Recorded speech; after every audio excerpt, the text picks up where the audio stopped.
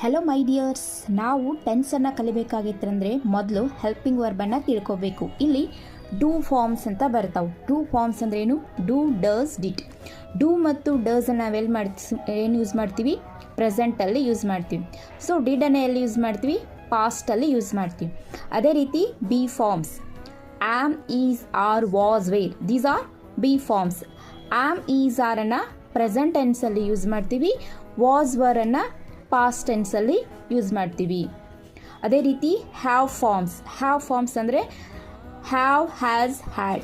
Have ಮತ್ತು has present tense, had past tense. So modal verbs can, could, may, might, will, would, shall, should, must, ought to, need to, use to, ಇವೆಲ್ಲವುಗಳನ್ನು modal ವರ್ಬ್ಸ್ಗಳನ್ನು ನಾವು present ಟೆನ್ಸಲ್ಲಿ use ಮಾಡ್ತೀವಿ. ಹೇಗೆ use ಮಾಡೋದು ಅಂತ ಒಂದೊಂದೇ ನಿಮಗೆ ಹೇಳ್ಕೊತಾ ಹೋಗ್ತೀನಿ. ಈಗ ಥ್ಯಾಂಕ್ ಯು.